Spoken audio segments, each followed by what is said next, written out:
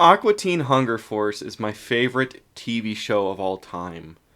Does that make me a big freak, a weirdo? Fuck yeah, it does. You know, it's a comedy, adult-oriented animated show, and it's got episodes that only last between 10 and 15 minutes. You know, numerous people have a hard time describing the show. Let's see how I can do it. The four main characters are Master Shake, Meatwad, Frylock, and their next door neighbor, friend of me, Carl. The first three are all anthropomorphic fast food products. The Master Shake, he's a milkshake. He's his like interior, if you will, is green. So he's either mint or some people have suggested he's pistachio. Then you have Meatwad, and he's either like looks to be like a chicken nugget or raw hamburger. It kind of like switches back and forth sometimes. And then Frylock is a floating thing of French fries. And all three of them have superpowers, more or less. Master Shake, basically all he can do is kind of like out of his straw, he comes the green paste that makes up his guts, and then Meatwad can transform into stuff, but Frylock is far more powerful. He floats, and he has like lightning that comes out of his eyes. The three of them live in a house together with Carl as the next door neighbor in New Jersey. I mean, the appeal and the humor of this series is just how outlandish and bizarre and anarchic the format and kind of like structure of the show is. It only like the I guess like sometimes it goes into 13 minutes or even as low as 10 minutes, but the average episode is about 11 or 12 minutes. And so because it's got such a short runtime, the average episode can really avoid any kind of like traditional plot structure. And so an episode will begin, and if you're watching any other show, you would assume that it will the first thing that happens in the show, it'll follow through and follow that. But oftentimes the show will take crazy left-hand turns, rightward turns, just all over the place, 360s, 180s, and be completely nonsensical in what's happening with the plot. And the show is often really transgressive. It will be, and I know this was made, the original show, like the original run is 2000, 2015, so it was in the 2000s, it's before the Great Wokening. But, I mean, it'll be racist. It will be very sexist. It will be so on. Like, that will be commented on, and there's some of the best episode, one of the best episodes, humor is based around rape. It's about a cartoon dog that rapes one of the characters. So very transgressive, much more so than South Park or Family Guy. And it it has basically no continuity, or its continuity is nonsensical. So from episode to episode, the main characters will often die. Um, but then there's continuity between episodes, so it's just completely nonsensical. And it was, so the show originally came out of some weird side characters that appeared on Space Ghost Coast to Coast. It's of course Adult Swim, and the original Adult Swim was like re-editings of bad, and taking the cells and re-editings of like bad Hanna-Barbera cartoons that like everybody forgot about, like Space Ghost and C Lab 2020, and they would just kind of add comedy to this. And this is the one that had like basically the first really was doing its own cells and being its own show fully, at least. But when it started out, it tried to be like the first very small handful of episodes was, it was trying to be some kind of parody of like the Scooby-Doo format, where you have a group of characters, so often teenage characters, thus the name Aqua Teen Hunger Force, which solve a mystery. And so there would be a monster of the week that would do something, and then they would try to solve and figure out. So like the first episode's the Rabot, and it destroyed their neighbor Carl's car. It's a giant robot rabbit, and they're trying to figure out the mystery of how Carl's car got destroyed. And so they're acting like a Scooby Doo or Josie and the Pussycats, or what's the one with Jabberjaws, kind of thing, and they're trying to solve this mystery. Now, that completely got abandoned after the first, I don't know, 2 or 3 episodes. And then, but they kept the Monster of the Week thing, and what the Monster of the Week often does is that you have this weird, bizarre Z-grade horror or like Ed Wood style horror monster that shows up and that's doing very mundane things. So you have this juxtaposition of crazy, zany, out there Z-grade horror monster of the week kind of thing, but it's revolved around the humor of very mundane activities. So much of the humor of the show is these bizarre elements, but in a context of the mundane, everyday, day-to-day life. And that's what really gives the show its breadth, along with its how transgressive it is. And because of that short structure, it can just completely go off the rails. The show often includes, references to cult movies, horror movies, retro video games. One of the main characters are the Moonanites. I guess side characters. They're not in every episode. They are two Atari 2600 video game characters. And often the television in the room of the three main characters, right, is a wood grain television, and often Master Shake is playing an Atari 2600. So there's often references to retro video games. There'll be various celebrities that appear in the show, often from heavy metal bands or hip hop groups. So just a lot of references to rap and metal as well. The show lasted for 11 seasons over the course of 15 years between 2000 and 2015. During that period of time, it was largely the flagship of Cartoon Network's night programming block, Adult Swim. But, everything has to come to an end, and it was overthrown, and now, as we all know, Rick and Morty has become that flagship series for Adult Swim. And Rick and Morty, I would say, I don't know if it's because of the advertising or the higher quality of its animation or what's going on, but Rick and Morty's definitely become a larger cultural touchstone amongst kind of like stoners and nerd culture than Aqua Teen Hunger Force would have ever been. But Aqua Teen Hunger Force, it continues to have a very rabid cult fan base, I would say. It's just lower key in the way that it is than Rick and Morty.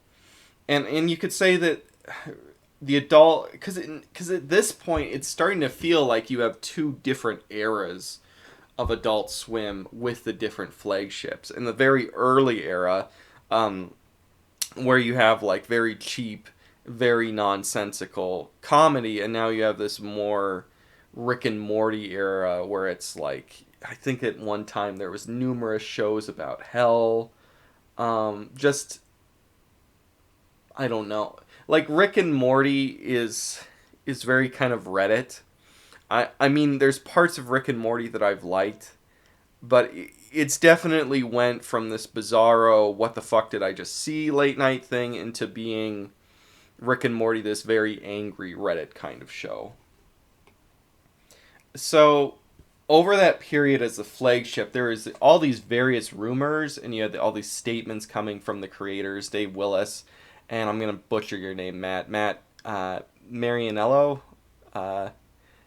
Mialero? Something like that. Some Italian name, I'm sorry. They've kind of said, and the rumors have kind of said that, like, this show was not very popular and not very well received by the Warner Brothers higher ups. And I can see that because of the transgressive elements can often be much more politically incorrect than South Park's, very normie ribbings of like Scientology or Donald Trump, right? Additionally, the show had a very low budget and poor animation, which I think fed into the aesthetic and the appeal of the show. But if you're going to be like, this is a television network, and that the flagship of that television network is more or less like just above the animation quality of Flash animation, and you only have four guys that are voicing every character, two of which are the writer and director. It's kind of, I don't know, it paints your company in a bad light. I would say, I would put it like that. Um, and so there was they had a feature length film that came out in 2007. Aqua Teen Hunger Force : film for theaters, and this film, because of its, I guess it had low budget. I guess it had like $750,000 for a budget. It had this guerrilla marketing campaign where they put these Moonanite characters, made them out of light brights, and would put them in bar windows in cities across America, but particularly in the city of Boston. For some unknown and very bizarre reason, they thought that this was some kind of terrorist symbol messaging system for a bomb. And so the police department kind of developed this weird bomb scare, and the incident blowed up into a great deal of controversy with its trial as well. And eventually, as always, the show is going to have to make some kind of comment on that incident. And the comment on that incident was the episode Boston. And the episode Boston was never finished fully. And internet rumor basically says Ted Turner, the corporate overlord, I don't know how much involved he is in with Warner Brothers now, but the owner of Warner Brothers historically, apparently he deeply loathed the show, and he said that if the show ever aired, completed, or leaked that episode, it would be canceled. So in 2015, the episode got leaked onto YouTube, and a few months later, the show was abruptly canceled mid-season, which seems to have validated the internet rumors.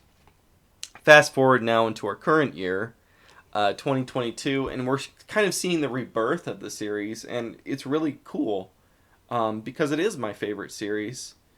And the other thing about Aqua Teen Hunger Force you could really say is that it never went the downwards trajectory that The Simpsons and arguably Rick and Morty has. It kind of stayed a high level of quality throughout its run. And the new content that's come out this year, both the second movie, Aqua Teen Hunger Force Plantgasm, which this is the review of, more or less, and I guess mostly a short history now, and a web series, Aqua Dunk Side Pieces, which is about 3 to 5 minute episodes of the series that were aired on YouTube, on Adult Swim's YouTube channel, which began in March of this year. Both of these I would speak pretty positively of. I did like the movie, and I think the side pieces were great. Now, if this is going to materialize into another show, we'll just have to wait and find out. It seems like the movie is some sort of branching out of Warner Brothers direct-to-video animated film market, because Warner Brothers had all these Scooby-Doo direct-to-video films for so long, and it was just kind of this perennial thing that really sold very well and made them a lot of money. And eventually they would start making kind of the Justice League show evolved into like animated movies, and eventually evolved into multiple DC Comics series being made into movies, and individual graphic novels being made into movies. And these are really high quality. And that's like, I would say that that's America for adult animation starting to be able to stand toe to toe. It's only really Warner Brothers with anime. And it's pretty good for, I know Warner Brothers is a big corporation, so it does make me happy as an American to see that these films can stand toe to toe with it. So anyway, after branching out into the DC Comics, they started branching out into making films of the Mortal Kombat video game series, and now it looks like they're going to make a series of film adaptations or film sequels to various series on Adult Swim. The first of which being a second movie for Aqua Teen Hunger Force. They're also going to make a Metalocalypse movie to be made directly to video and a Venture Brothers movie. So pretty exciting. The branching out of these direct-to-video American equivalent of OVAs is pretty cool. Let's get back to Aqua Teen Hunger Force, though. The first movie, I'll talk about it for a little bit here, was basically a normal 11, 12-minute episode, but extended out to an 80-minute, 85-minute runtime. And the budget and thus animation quality on that movie changed very little from a normal episode.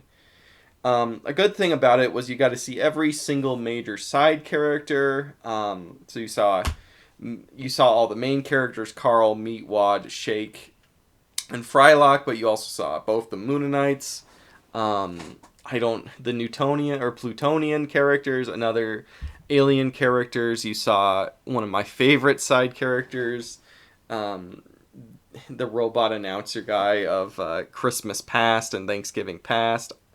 And then you saw Dr. Weird and Steve, and just a lot of the side characters were included in the movie. I think MCP Pants was in it as well. So it was good to see them all in one movie, because this is the movie to the big screen, so let's see everybody. So that was definitely good about the movie. I also really liked, there was a lot of songs in the movie. I think it's like I Like Your Booty, But I'm Not Gay. Was a great song. And then Mastodon did an opening song. I really like the band Mastodon. So it was a good movie in terms of that, but it had a lot of problems. The plot was this very loose origin story for the characters, which I guess for a film is fitting, but it was just as incoherent as a TV show, and the problem with that is that the TV show can be incoherent and can be crazy and off the wall in the way that it is because it's so short, because of its format. And so there's episodes that I feel are funnier to me and aren't funnier to me.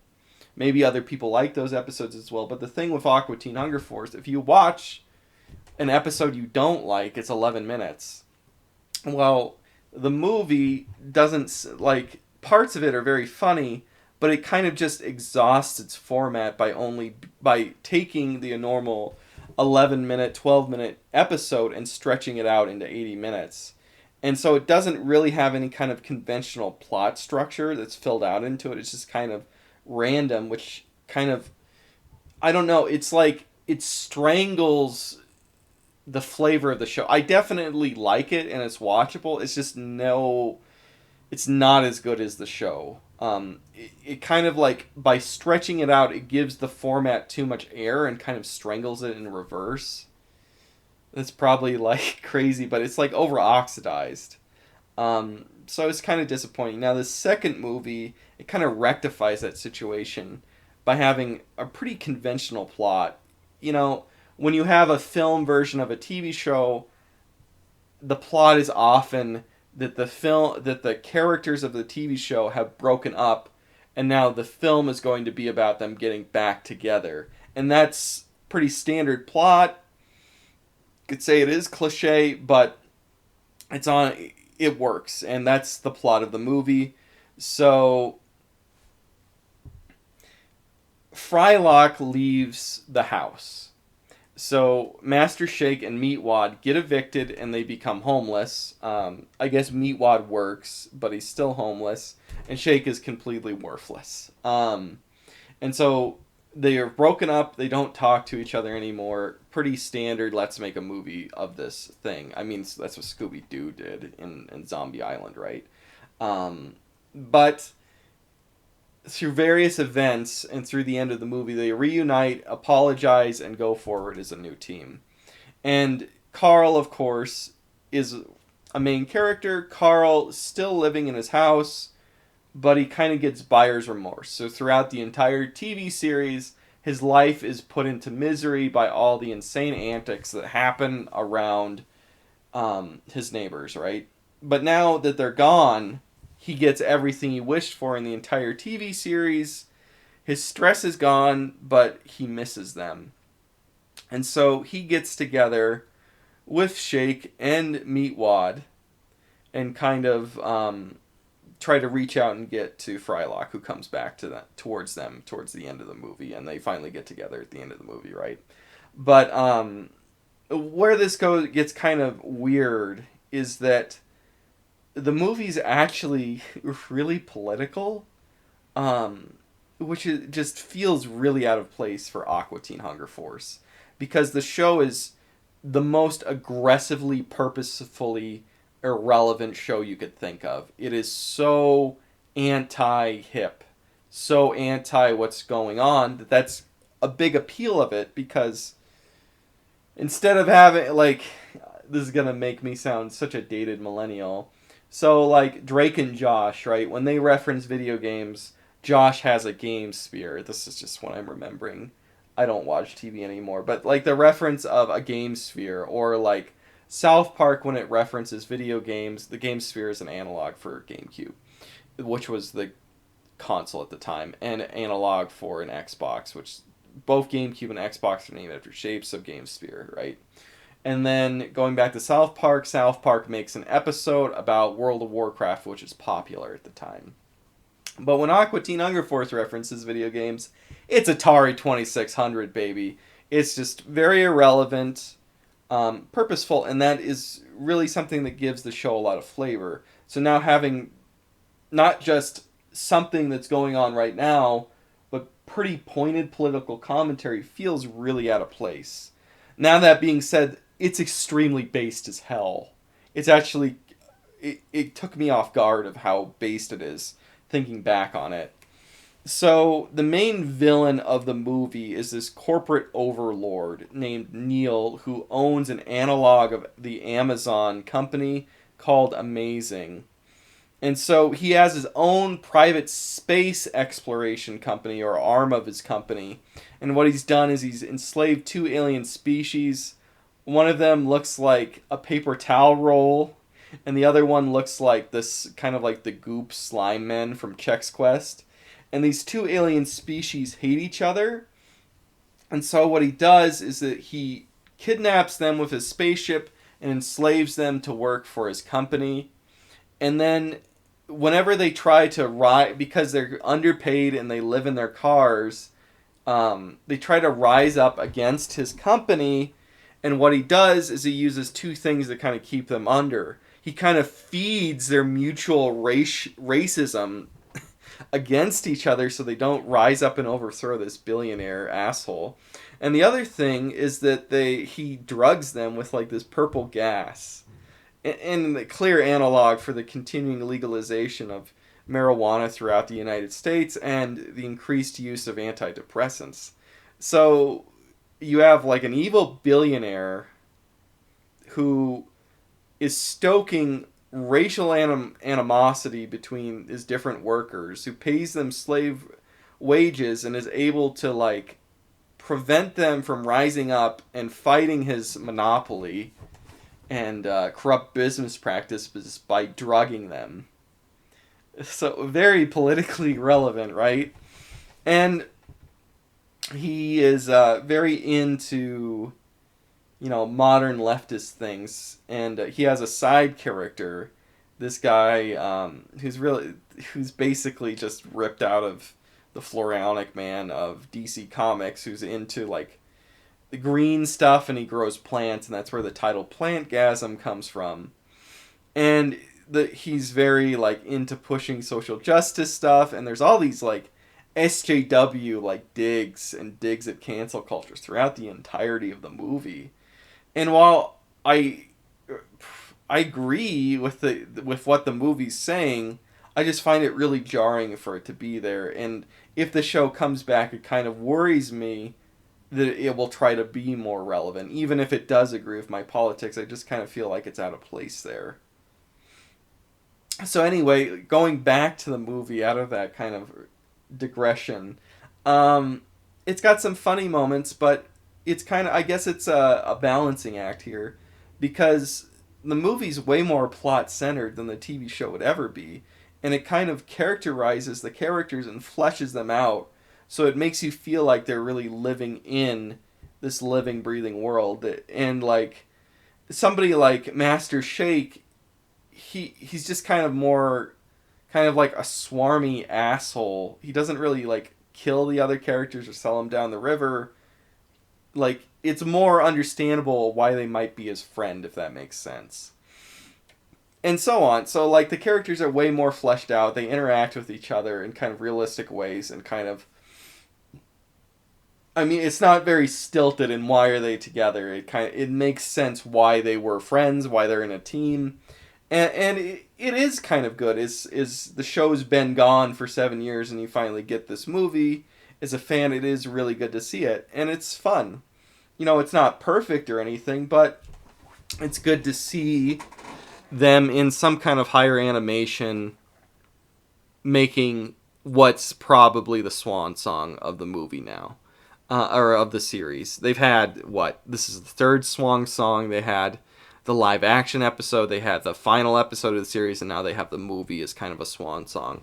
So if this is the last thing, well, appreciate it. I think it goes out and kind of like pretty respectable thing as a fan. I do appreciate the movie. If they continue to make more webisodes or more movies or even bring back the TV show, I think that will be fitting too. A lot of people would definitely enjoy that. But I don't know if it's really likely, because the reality is that Warner Brothers is in pretty deep financial doo-doo. And it looks like, because of how butt-fucked retarded HBO Max's business practices are, streaming is kind of blowing up into a failure. Right, it seems that Warner Bros. Itself might go through bankruptcy, might be purchased by a larger company, go through bankruptcy, be broken up into pieces. And because Warner Brothers is the cornerstone of animation in the United States, outside of like all the crappy CGI movies in theaters and some Family Guy ripoffs and kids programming on Disney or Nickelodeon, it's kind of the last leg, and if it goes under, American animation might go under, and of course, Aqua Teen Hunger Force will go under, so it's kind of sad. But I'm really happy that we get this final movie. If you're a fan of the show, go watch it, go see it, it's pretty good.